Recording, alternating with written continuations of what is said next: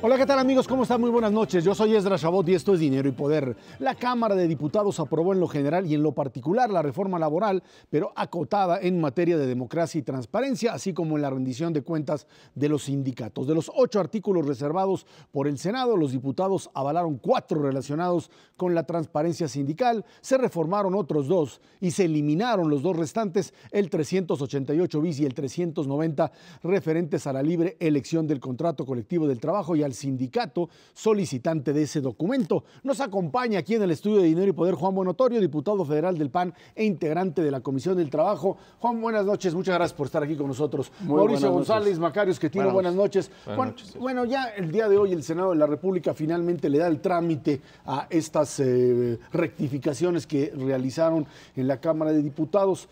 ¿Qué fue lo que finalmente Acción Nacional tomó en consideración para modificar la parte referente a la votación dentro de los sindicatos y por qué fueron con el PRD en el asunto de los artículos que hablaban directamente pues, de contratos colectivos y transparencia de los mismos contratos como tales? Mira, en principio, pues muchas gracias, muy buenas noches. Nosotros hicimos una valoración el día aquel en la noche cuando aprobamos una redacción distinta a la que mandó el Senado, y en esta valoración hicimos énfasis en que en las asambleas se garantizara el libre ejercicio del voto, que la Asamblea General también definiera la forma de cómo sería el voto para elegir a los dirigentes, ya sea de una forma indirecta, secreta, o de una forma directa y secreta. Secreta en los dos casos. Secreta en los dos casos. Por eso no coincidimos nosotros en que no se garantiza la democracia sindical. Al contrario, este artículo 371, como quedó redactado, garantiza totalmente la dirigencia, la democracia sindical, en virtud de que cuando tenga que seleccionarse delegados en una sección de un sindicato o en una región del país para acudir a una asamblea general, esta selección de delegados tendrá que ser también en voto secreto. Entonces no van a preseleccionar gente a mano alzada o simplemente a señalarlos para que luego vengan a una asamblea general a votar en secreto. Eso no sería sano. Por eso es que consideramos que con este artículo 371, como quedó redactado, desde luego que fortalece la democracia sindical. Si no lo hubiéramos hecho así, si lo hubiéramos dejado como viene del Senado, no lo aceptaba el PRI, tal cual. Y no pasaba nada. Entonces no iba a pasar, íbamos a perder la votación como perdimos la del 388 y 390, y se iba a quedar la ley como está ahorita. Entonces, ganamos mucho en democracia sindical, como también ganamos mucho en transparencia y rendición de cuentas de dirigentes sindicalizados a sus agremiados. A mí parece que el proceso con el cual se hizo esta reforma laboral, son prácticamente 75 días en los que se discutió esta reforma, es verdaderamente espectacular. Los mexicanos nos encanta quejarnos de los legisladores, bueno, de los políticos en general, pero ahora creo que fue muy interesante lo que ocurrió. Nadie tiene lo que quería, ni el presidente Calderón logró que su iniciativa original pasara, ni el PRI obtiene lo que estaba buscando, ni ninguna de las cámaras o de las fracciones al interior obtiene lo que quería. Fue resultado de, como ahorita decía usted, diputado, la negociación, y bueno, pues si no movemos esto, no pasa. Esta práctica, yo creo democrática, parlamentaria, muy eficiente, se ve posible para otras discusiones más hacia adelante, reforma energética, la reforma hacendaria. ¿Existe la posibilidad de que siga habiendo estas alianzas entre distintos partidos para lograr estos resultados? Desde luego que sí existe. Nosotros estamos ciertos de que esta fue un éxito el haber logrado el trámite preferente en la Constitución para darle la oportunidad al presidente en turno de mandar 2 iniciativas con este carácter para que el Congreso se pronuncie en favor o en contra, o se pronuncie con modificaciones como lo acabamos de hacer en este proceso. Si bien nos tardamos 75 días, porque hoy se aprueba en el Senado de la República, nos brincamos 15 días de lo que nos marcó la Constitución, pero en la Constitución no estaba contemplado un regreso de la Cámara de Senadores a Cámara de Diputados y nuevamente de diputados a senadores. Esto quedará resuelto con la iniciativa que ya se presentó de ley secundaria para el trámite preferente de las iniciativas. Mauricio, esta situación no puede hacer que el amparo que podrían lanzar los opositores a la reforma, lo manifestaba ayer Martí Batres, por cuestión de procedimiento, la puede echar para atrás. No, porque la Constitución es la que manda, y la Constitución nos manda a hacer este proceso en 60 días. Después, para hacerlo mejor, pues existirá una ley reglamentaria, pero lo que impone es el mando o el mandato de la Constitución.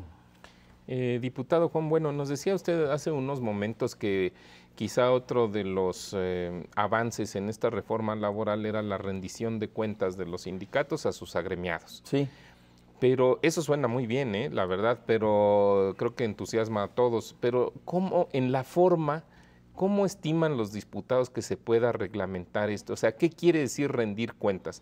Porque rendir cuentas puede ser un reporte de una página o puede ser algo donde verdaderamente se detallen los ingresos, los gastos, la aplicación de las cuotas, qué hizo el sindicato por sus agremiados y demás. ¿Qué es lo que ustedes estimarían que podría quedar en la legislación para perfeccionarse, particularmente en el reglamento en ese tema?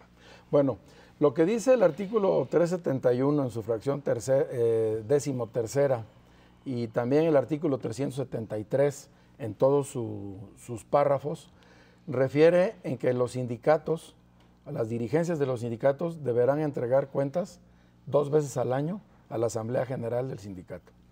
También refiere todas las cuentas, cómo debe de entregar las cuentas y el uso de las cuotas de los trabajadores sindicalizados y el destino de otros ingresos, así como los gastos que tenga el propio sindicato. Pero además, en el tercer párrafo del 373, dice que en todo momento los trabajadores tendrán el derecho y desde luego que la dirigencia, la obligación de entregar a quien solicite la información respectiva de las finanzas de un sindicato o del patrimonio del propio sindicato. O sea, con eso se abre la posibilidad porque la ley obliga al sindicato a que ponga en sus estatutos estos elementos y eso le da la fortaleza al propio trabajador para exigirlo en una asamblea o por sí solo. Desde luego que tendrá que venir un proceso porque no es fácil que un trabajador sindicalizado que siempre había estado sometido bajo el yugo de la dirigencia sindical por los manejos como los hacen, pues que de la noche a la mañana de repente se libere y exija, pero ya está puesto en la ley para que consten sus estatutos y además hay otro artículo ahí que está en la ley, en esta reforma laboral, que se quita la famosa cláusula de exclusión. Eso se ha hablado poco de eso, pero eso le da mucha fuerza también al trabajador sindicalizado. Si no le gusta cómo se comporta su sindicato con él, puede renunciar al sindicato y no pierde su plaza, no pierde su empleo. Esta reforma en la parte sindical está empoderando verdaderamente al trabajador sindicalizado y desde luego tiene que venir en la voluntad de ellos de hacer valer la democracia y hacer valer la transparencia dentro de su sindicato, porque nadie más que ellos lo pueden hacer debido a la propia autonomía sindical. Si mal no recuerdo, perdón, Macario, un segundo para no perder el hilo, usted trabajó en Pemex hace algunos años. ¿Usted sí ve a los empleados, a los sindicalizados de Pemex ejerciendo este derecho? Son trabajadores al servicio del Estado, no entran en esta, ¿no? No, esos no son, esos entran en esta. Los de CFE y los de Pemex y todos esos entran en esta. No entran los maestros, no entra la FETSE. No entra la FETSE, pero entra la FETSE. Pero además, en los temas de la democracia y la transparencia sindical, puede ser que sí entren, porque la ley burocrática, o sea, la ley del trabajo la ley del trabajo de los trabajadores del Estado, no sé exactamente cómo se llama, que le llaman la ley burocrática, esa tiene en su artículo 11 que si en la propia ley no está establecido parámetros, se utiliza supletoriamente la Ley Federal del Trabajo, entonces sí les puede tocar.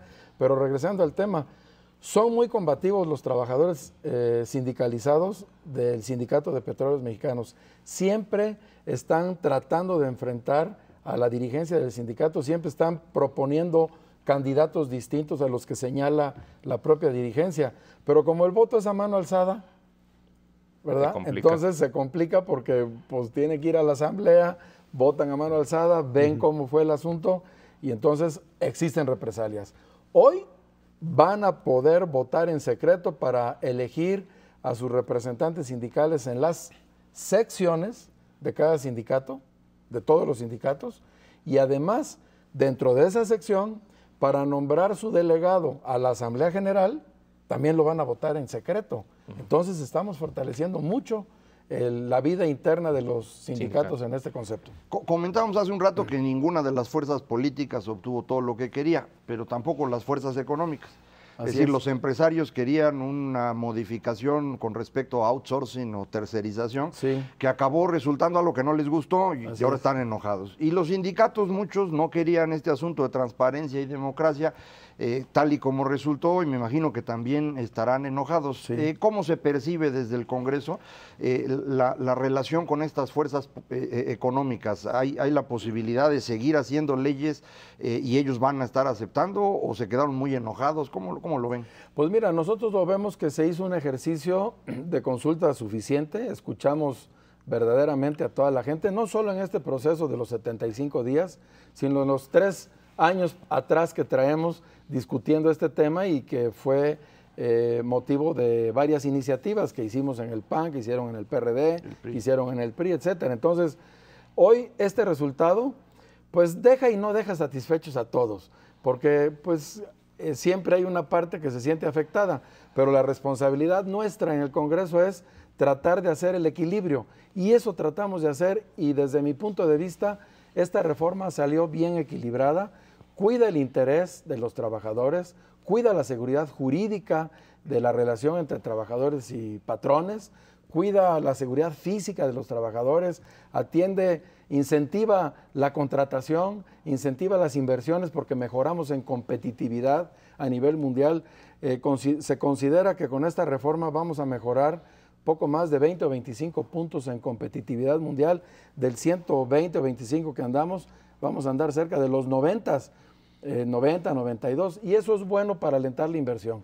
Al alentar la inversión, pues se generan fuentes de empleo, industrias, plantas, comercios, servicios, se atraen más empleados al trabajo, se valora el salario y al final este salario tendrá que alcanzar mejor para las familias. Ese es el fondo de esta reforma. Ahora dice, perdón Juan, dicen los sectores, digamos, afectados de sindicatos, la UNIT, Hernández Juárez, dicen, con este sistema de subcontratación lo que se está haciendo es golpear a contratos colectivos porque lo que vas a hacer es estar metiendo en paralelo una serie de trabajadores que simple y sencillamente van a tener como objetivo, además de hacer el trabajo, por supuesto, el reducir el costo del trabajo y tener salarios menores. Pues es muy relativo eso porque tal vez no ha leído los apartados del artículo 15.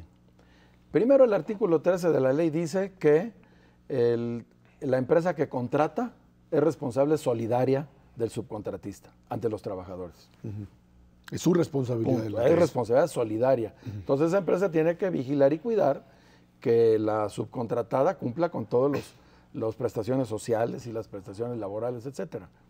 Por otro lado, en el artículo 15 hay 4 apartados, A, B, C y D, en donde reglamenta específicamente lo que puede hacer una empresa de subcontratación y lo que no puede hacer. Y eso pues fortalece el esquema. No se nos olvide que la subcontratación nace dentro de las cadenas productivas y la industria automotriz es un ejemplo claro. La Audi, por ejemplo, va a contratar quien le fabrique volantes y va a contratar quien le fabrique frenos de disco.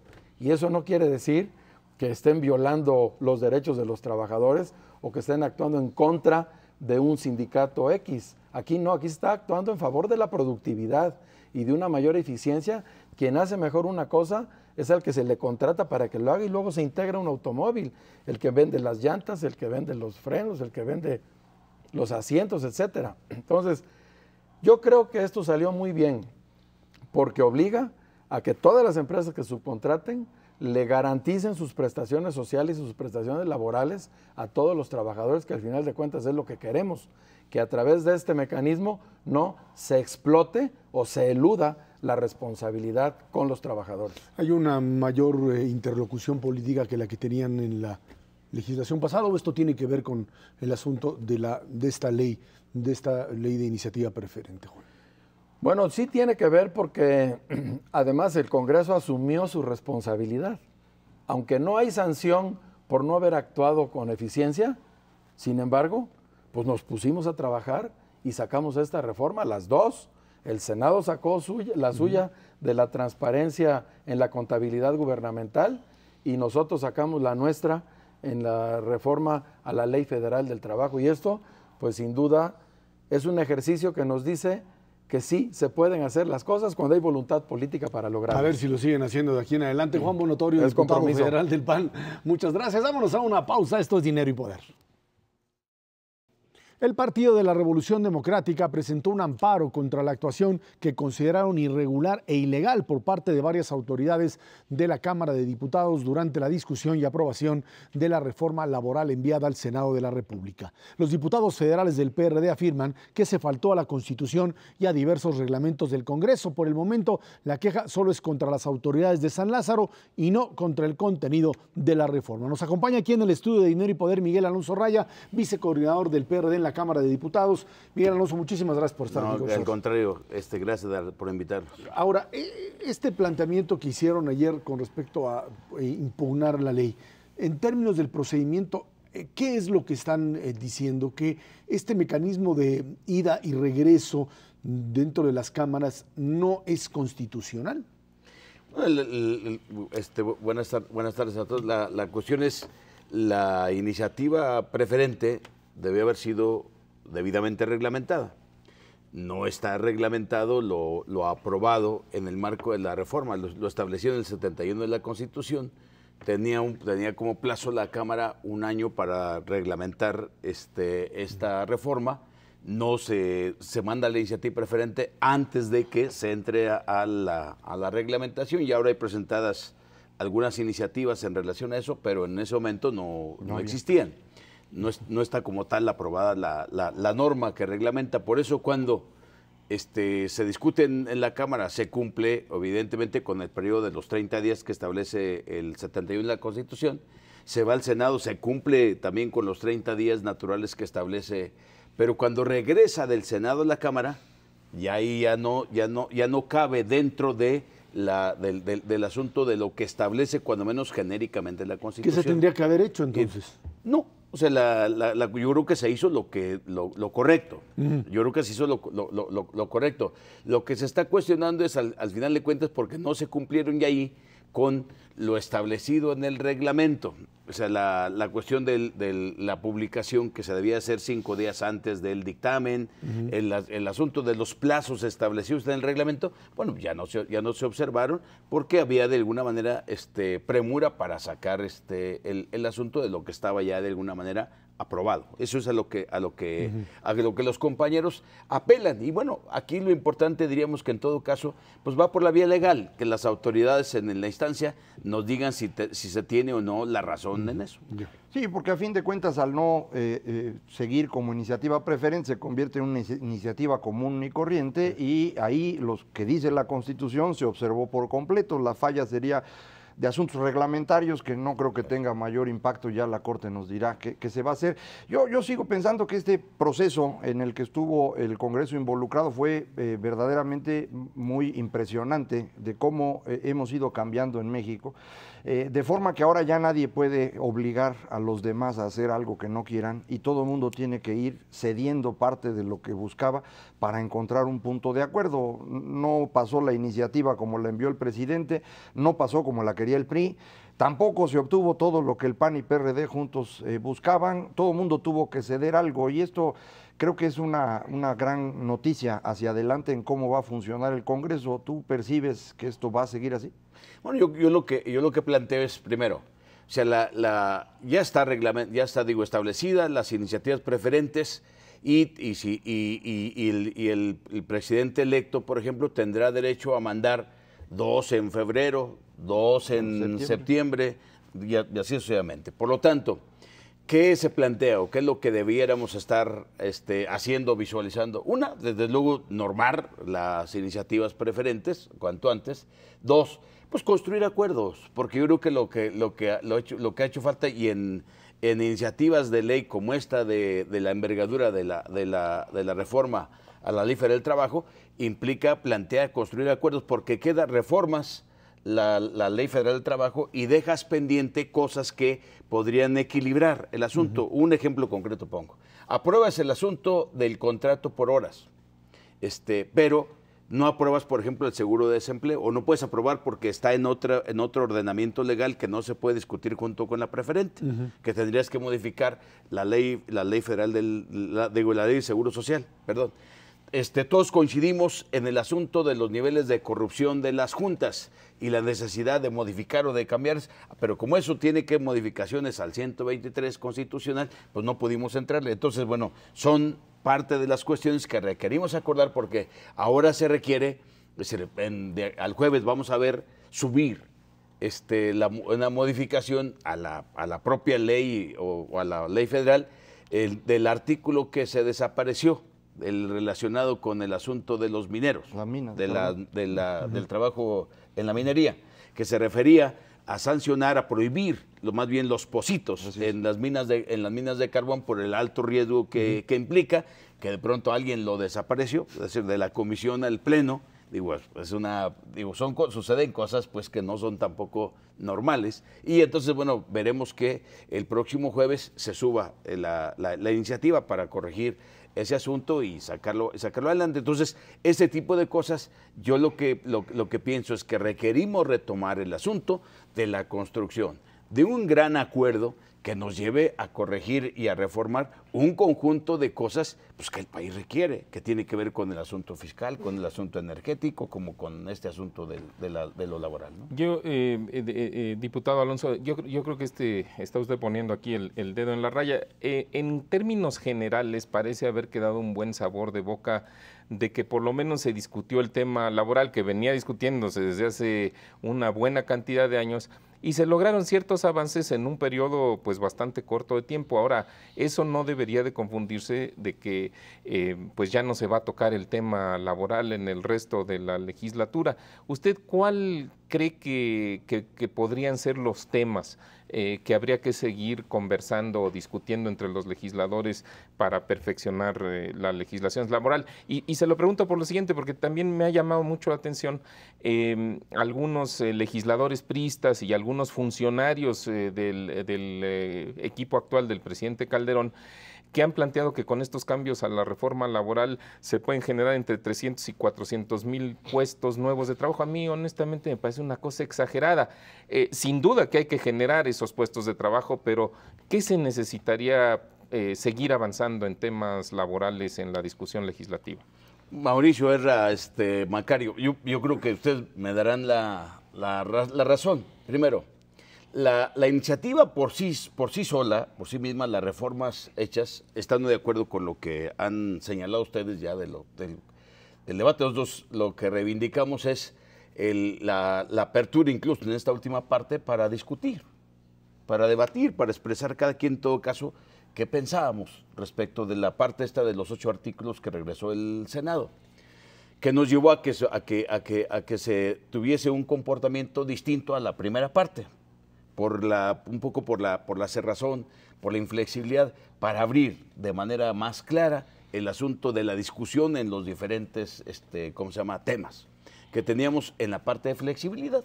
No estábamos de acuerdo en varios aspectos de los que se señalaban, y entonces fue muy importante en eso la apertura. Ahora, ¿qué se requiere? Yo digo, primero es una falacia decir que se van a crear 400,000 empleos casi en automático producto de la aprobación de la ley.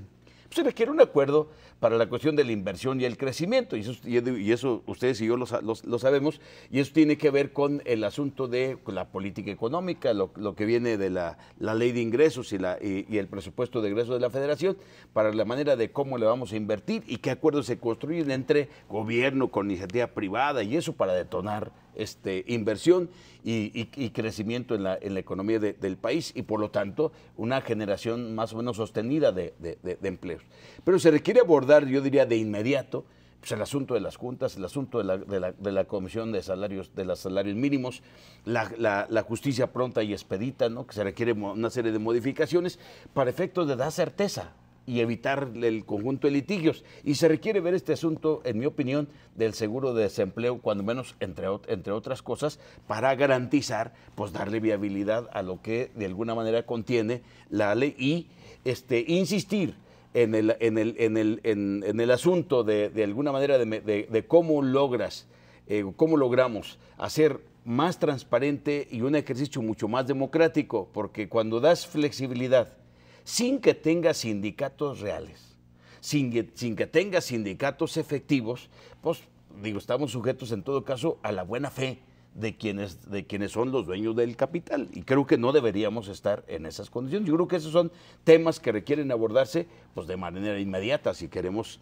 generar pues un equilibrio en una modernización de las relaciones laborales y un equilibrio entre los factores de la producción, ¿no? De hecho, yo creo que el punto en el que se genera un mayor impacto sobre generación de empleo en la ley no es propiamente en la parte de flexibilización, sino en la parte de reducir los costos de transacción que significan los coyotes, las juntas de conciliación y demás, que como bien dice usted, diputado, se nos quedó a medias, nos faltó un cacho. Esto lo venimos arrastrando del viejo régimen, este uso de la ley para pues control de los trabajadores, control de las empresas, pero también para la corrupción. Entonces, sí sería muy importante que se pueda avanzar en esto en el futuro muy cercano, ¿no? Yo creo que todos coincidimos en eso, Macario, en la cuestión de, o sea, nadie avala, yo no escuché a nadie avalar la cuestión de cómo funcionan hoy las juntas de conciliación en todas partes. Son nidos de connivencia, de una especie de red de complicidades entre intermediarios o coyotes,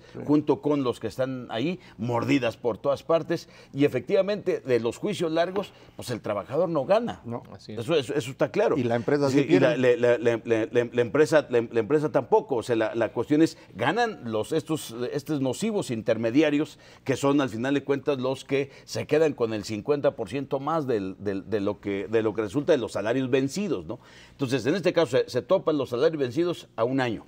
¿Qué falta? Bueno, afinar la parte del proceso de justicia, de justicia laboral expedita, para garantizar que entonces esa decisión de topar los salarios vencidos a un año no se traduzca en un deterioro y en un golpe para el trabajador como desventaja frente a quien está, que lo despide, ¿no? O sea, eso es lo que se requiere. Y eso tiene que ver con reformas concretas al 123 de la Constitución, como parte de un acuerdo. Lo mismo que el asunto de la dedicatoria del 388 bis al asunto del combate a los contratos de protección.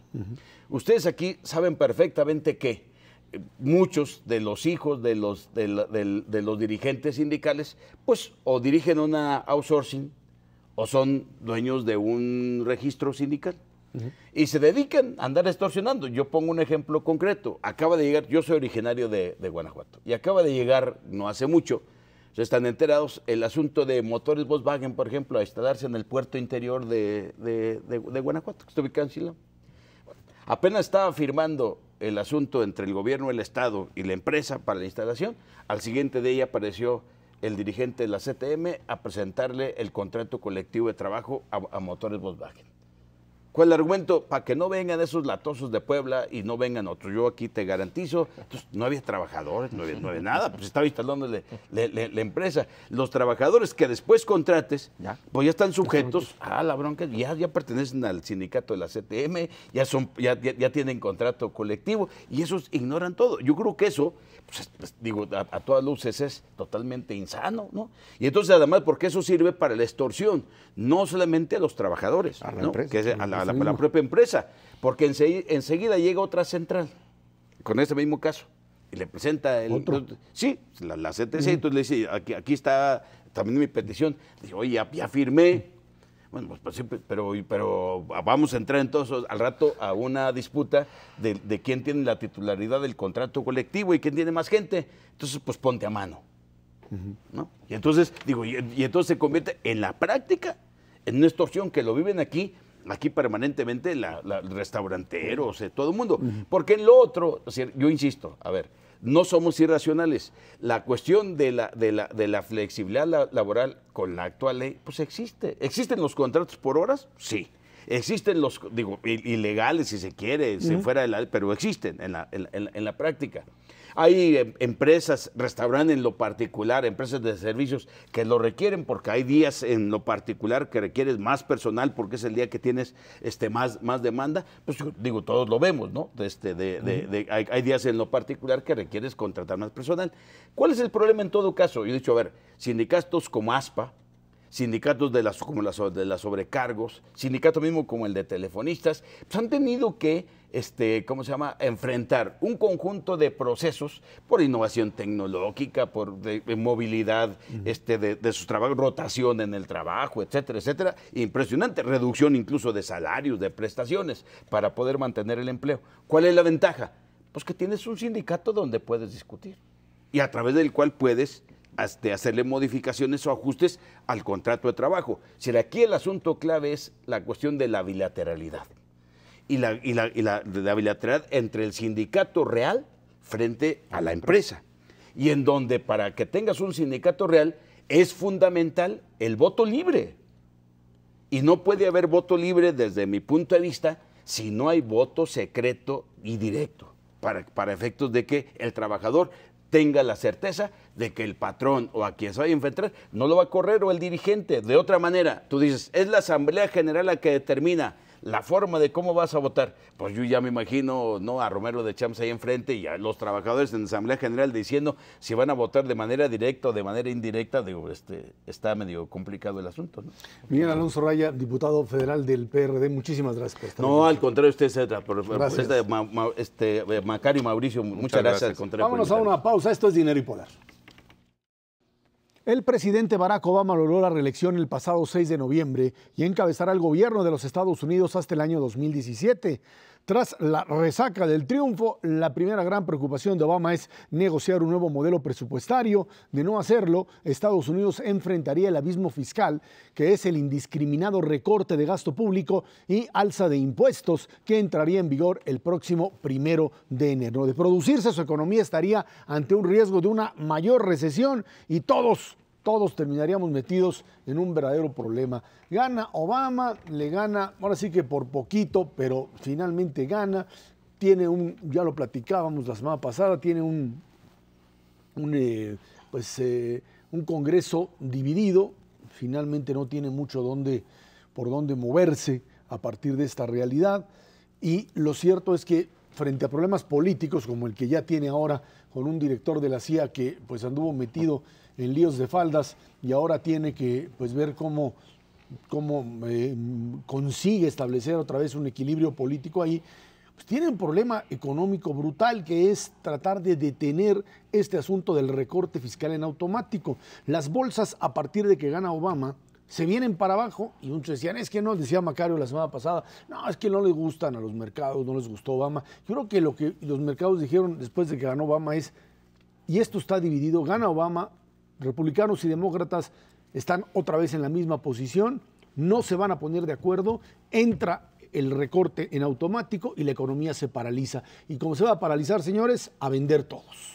Pues una de las ventajas de los movimientos de la bolsa es que uno nunca sabe por qué ocurrieron, entonces puede uno construir explicaciones. O sea, me está diciendo que estoy diciendo puras tonterías. No, exactamente, pero lo importante aquí es cómo se lo importante aquí es cómo se puede salvar Estados Unidos de esta medida automática que acordaron ellos mismos. Y la solución es muy fácil, poniéndose de acuerdo en que no entre en vigor, y eso es lo que tendrían que hacer en los próximos días. La situación no es sencilla en términos financieros porque Estados Unidos tiene gastos obligatorios, el gobierno de Estados Unidos, lo que se llama mandatory, que tienen que ver con leyes que están hechas, por ejemplo, para todo lo que es el gasto en salud o pensiones y demás, que son $2 billones, billones de 12 ceros, trillones que le dicen ellos, más lo que tienen que pagar de intereses sobre la deuda, ya vamos en $2,5 billones, y lo que recaudan de impuestos es poquito menos de eso. Entonces, aun cuando dejaran de gastar en todo lo que no es obligado, que esto incluye la CIA, el ejército y todo lo demás, todo lo dejaran de gastar, siguen en déficit. Entonces, no hay manera de que tú desaparezcas un déficit de ese tamaño de un día para el otro, sería absurdo siquiera intentarlo. Y entonces lo que debería hacerse es buscar un procedimiento para que esto vaya repartiéndose en el tiempo. Hay algo que es bien importante notar, y es que el problema fundamental de la crisis estadounidense fue la deuda de los hogares, no del gobierno.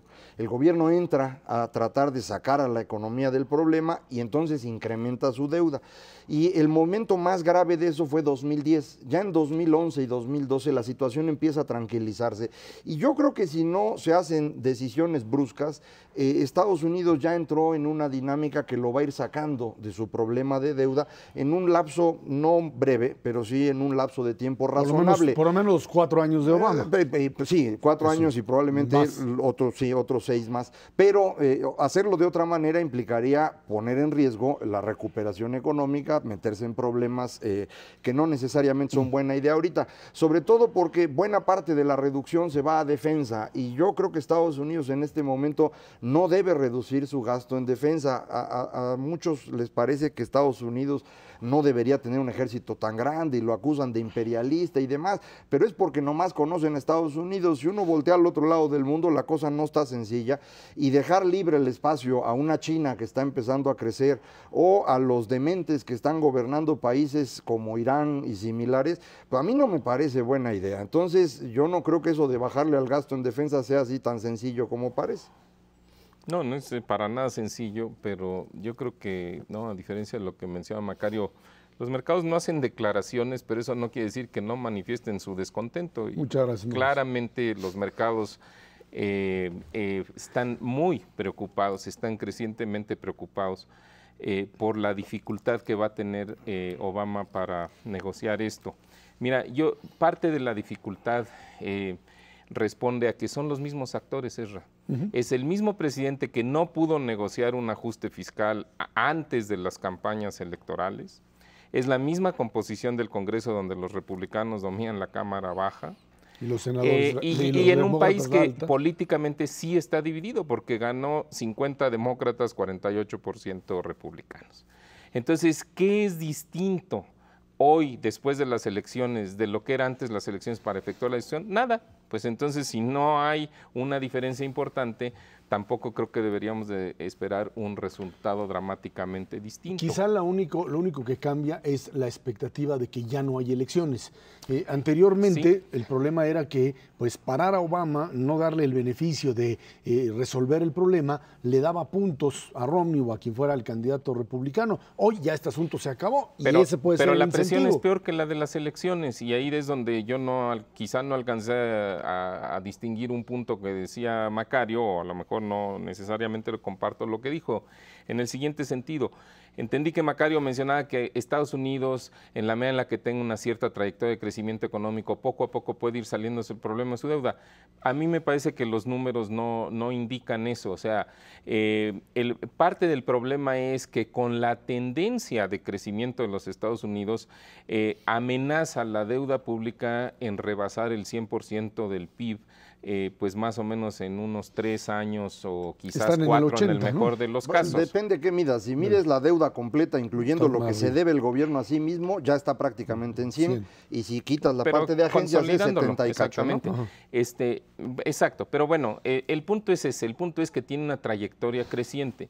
Y cuando tú tienes una trayectoria creciente, lo que tienes que hacer es generar un superávit fiscal, no solamente, o por lo menos un superávit primario, como lo hicimos en México en el año 95 y los que siguieron. Y ahí es donde está la dificultad. Muy probablemente lo que va a tratar de hacer el presidente Obama y algunos de los legisladores es patear el bote, dar la impresión de que se van a poner de acuerdo para que no haya, digamos, una reacción más negativa de la que ha habido de los mercados financieros, pero eso no quiere decir que el problema se solucione o que el país vaya a salir solo, simplemente quiere decir que van a diferir la discusión en serio. Y los argumentos, pues sí, después de la elección, tanto Obama como los republicanos parecía que se iban a acercar en sus planteamientos, en sus pláticas, pero en los últimos días realmente lo único que vemos es que están sentados cada uno en su macho, o sea que la discusión va a ser igual de agria que era antes de las elecciones. Yo creo que tiene toda la razón Mauricio cuando dice que la solución al final para una deuda es entrar en superávit para poder empezar a pagar y no seguir incrementando la deuda. Pero lo que decía yo al inicio es, eso es imposible. La única manera de que tuvieran superávit primario es cambiando la ley para que no haya obligaciones que el gobierno hoy tiene que pagar, que superan hoy lo que recauda en impuestos. Es decir, no hay manera de impedir el déficit en este momento. No hay de otra. No, pero ni siquiera así. Hay una ley que les impide recortar lo suficiente para poder entrar en superávit. Ese Entonces, es el problema de fondo. Hay dos opciones. O cambias la ley para reducir los gastos, y esto significa quitar salud o quitar pensiones o cambiar la forma como se pagan, o bien, como dice Mauricio, subir impuestos. Y esta es una decisión de fondo que no solo tiene que tomar Estados Unidos, es el problema que está atrás de Europa y es el problema que México va a enfrentar en los próximos 5 años. Tenemos que decidir muy claramente qué parte de la salud y de la seguridad social va a pagar la sociedad en su conjunto a través del gobierno, y eso significa impuestos, o qué parte va a pagar cada quien por su lado. Esta definición no la hemos hecho y es importantísima porque los gastos de salud van a continuar creciendo en el tiempo, no hay manera que se reduzcan, y esto tenemos que decidir cómo lo distribuimos, es todo el problema. Bueno, finalmente lo que queda claro es que los Estados Unidos siguen siendo hoy quienes van a definir el futuro en términos de lo económico, más allá de cualquier tipo de planteamiento con respecto a China y su capacidad de crecimiento y dentro de 20 años, hoy otra vez la economía norteamericana va a definir esto, y esto también entra en función de lo que nos va a suceder a nosotros como país, en donde pues la presión sobre el peso mexicano está hoy así, precisamente por el interrogante sobre la política económica de Estados Unidos. En dos renglones, Ezra. Si Estados Unidos, que hoy crece al 2% anual, se va a cero o a una ligera recesión, nosotros nos vamos de crecer del 4%, en el mejor de los casos, al 2%. Ahí está. Vámonos a una pausa, de regreso hablamos exactamente del asunto del empleo en México, hasta dónde creció el empleo formal y el informal, que sigue siendo todavía pues una salida, pero también un problema para la sociedad mexicana. Esto es Dinero y Poder.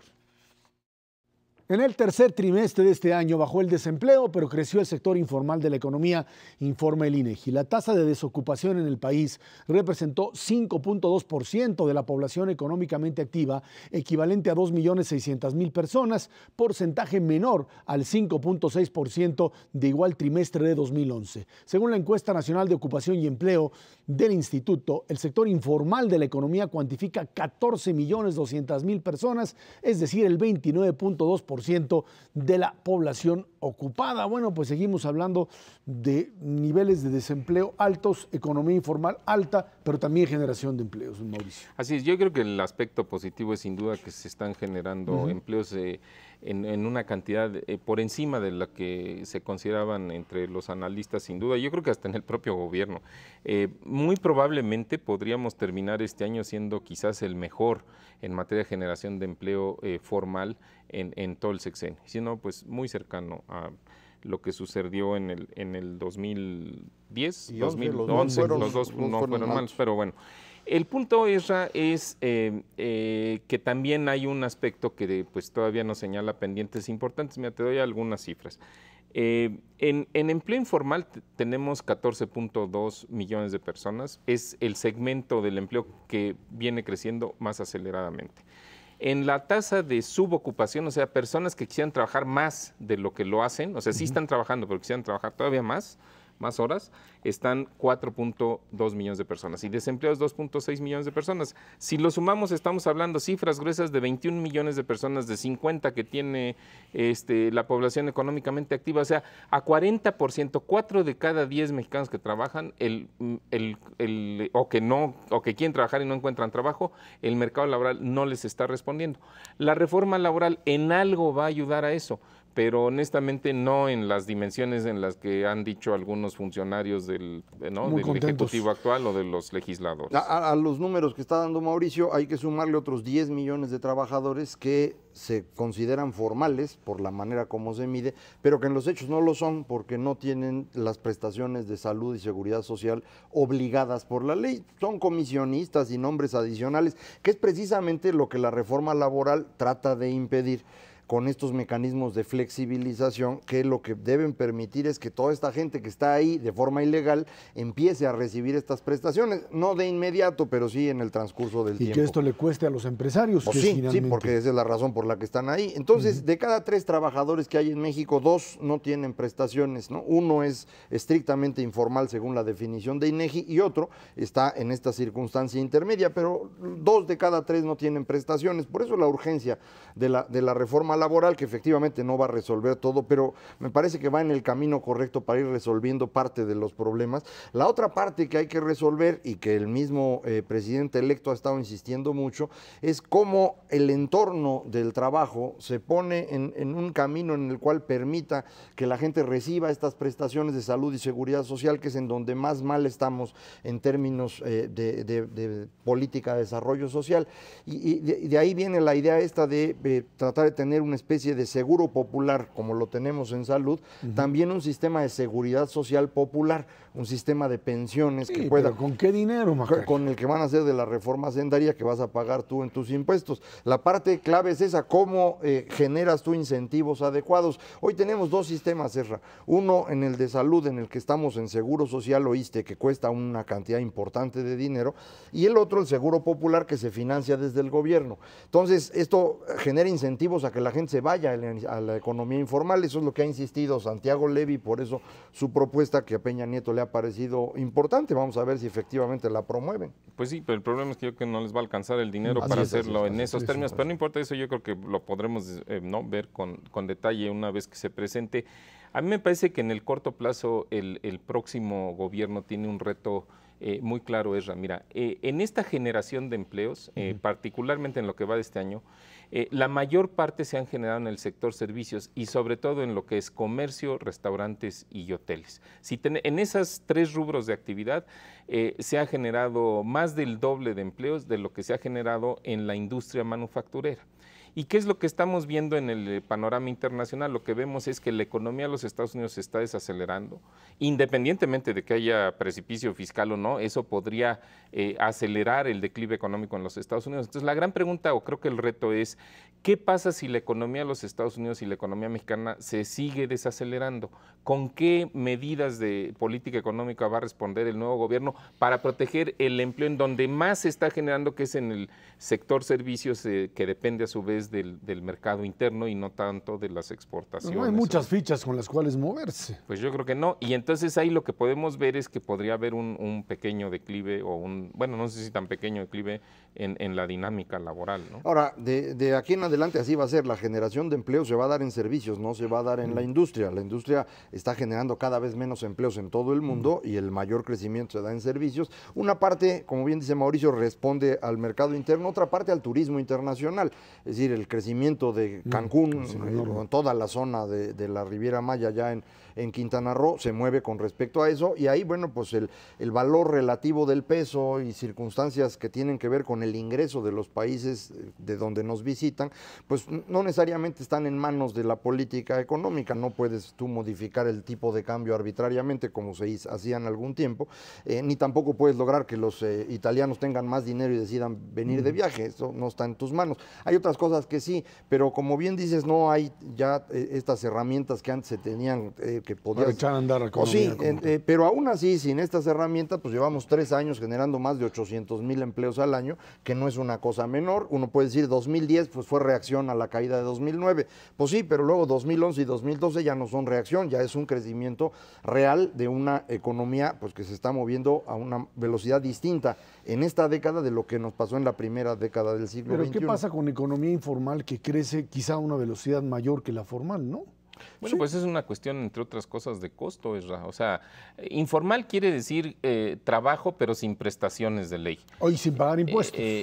Bueno, también, también. pero ese ya creo que ya más bien cae en la ilegalidad, ¿no? Pero bueno, no importa, más allá de los términos jurídicos, pues esa es la situación. O sea, esto de que el trabajo en México es barato y por lo tanto se deberían de crear más fuentes de trabajo de las que lo hacen, pues me parece que no es exacto, porque no solo el costo, el salario ha venido creciendo en términos reales en el transcurso de la última década o más. 15 años. Y segundo, cuando tú le sumas todas las prestaciones laborales, se te encarece la nómina entre 30 y 40% sobre lo que verdaderamente le pagas al trabajador. Entonces, pues las empresas sí lo piensan 3 veces antes de contratar a alguien, formal o informal.